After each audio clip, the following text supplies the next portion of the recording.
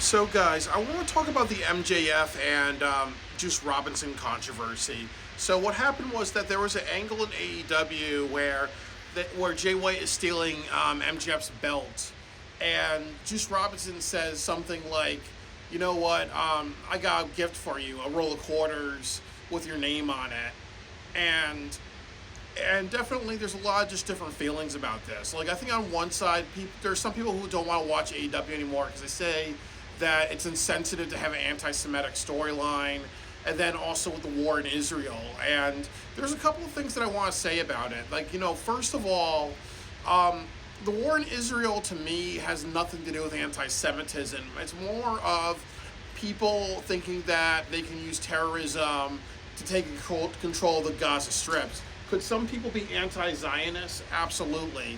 Could some people be anti-Semitic? Absolutely. But it's more of a war about property and control, and also saying that if anybody attacks Israel or a country, we're going to fight you back, really. So it's more about property.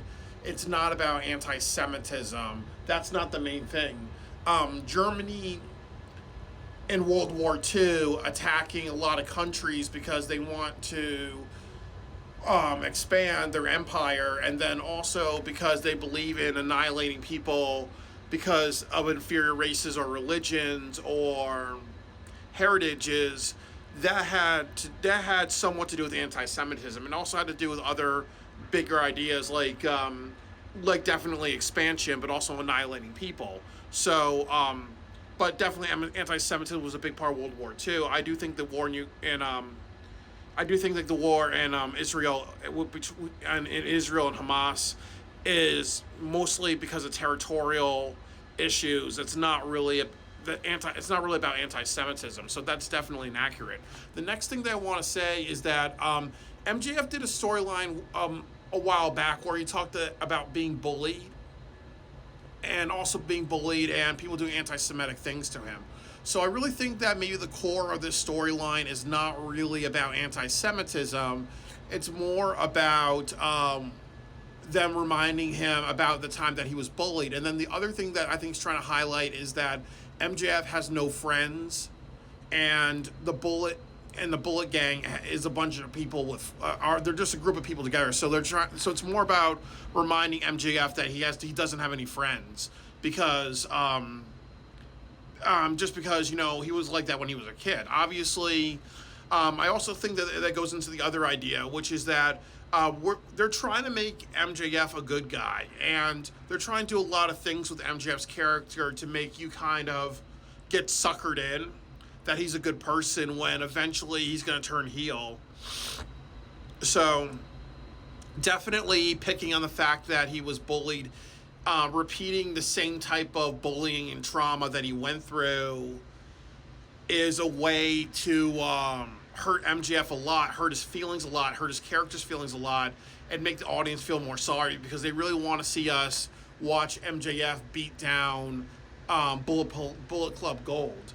Or they want to see Adam Cole return or Roderick Strong and be like, okay, now MJF is somebody with friends. He's not going to be a bully victim. And I do think that that's what they're trying to do. And then eventually there will be a point, and I will say that, there will be a point where MJF turns heel and becomes the bully character one more, and he becomes a despicable character. So, like I said, this is part of the swerve that they're doing.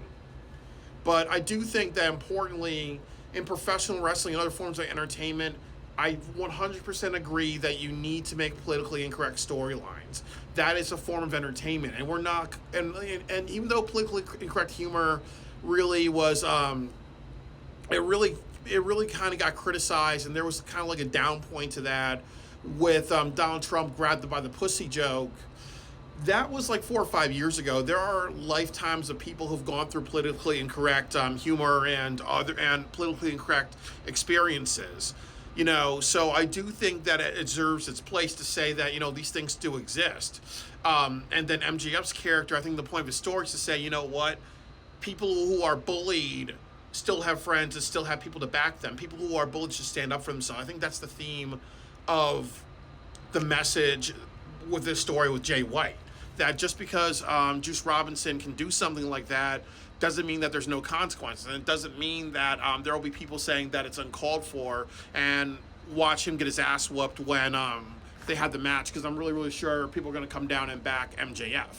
I also will say that I do think that, yes, we have to be mindful of what is bad timing. Like, obviously, when people were talking about Bobby Lashley's sisters and how that perpetuates stereotypes like black men being gay, or they put him in a storyline where, once again, Bobby Lashley's a strong, powerful black man, and what they usually do with characters like that in WWE is they kind of make them secondary by putting them in comedy storylines and other things like that. Wasn't the right time. It was not the right time, I think, for given what happened, to have an anti-Semitic or even talk about those things. Even if that's something they felt that they wanted to go to, I do think that you are always running the risk of offending people, even if you're trying to make a point in controversial times. I also think that heel and babyface are very interesting, because I know, like, I think it was I don't remember the name. I think it was like Muhammad Hassan, that character in WWE. Like, obviously they did like a terrorist beat down on the Undertaker during like the London bombing. Like, obviously you have to give them a pass, because what happened was they filmed it before that actually happened. But if they filmed it when it happened or whatever, that would be kind of banned or whatever. So, sometimes when things are going on and you want to remind people of issues that are a little parallel or reminding of a more serious issue, you have to understand that people have sensitivities, and society right now is very, very sensitive. So I think that AEW overlooked that, but I do appreciate them having a more bold and daring storyline. And honestly, as I said, I think the intention is for us to feel for MJF. Make him a babyface as much as possible, and if you're going to have people hit him very below the belt, and remind him of something that really hurt him and traumatized him, this is the way to go there, even if people say don't go there. So it's definitely controversial. Controversy does create cash, but sometimes controversy takes away the cash. So, I do hope that people give AEW a chance from this.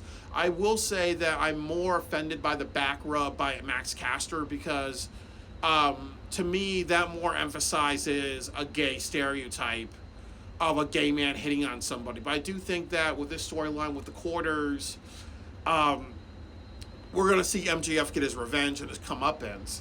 And MJF has broken a lot of Jewish stereotypes by being a wrestler that's strong and powerful, not the nerdy and geeky Jew or the Woody Allen type. So I think that, if I want to compare the two, I think that there's more flaws in the Acclaim representing LGBTQ. Now, Max Caster is talking about advancing on MJF and sexually harass him. If you give somebody a back rub or massage their shoulders in place of a masseuse, and they're not realizing that is sexual harassment. So that's more concerning than this to me. But I do hope I explained my side of things. I do think that AEW, they are playing with fire with this. Be careful. But I don't personally find it offensive.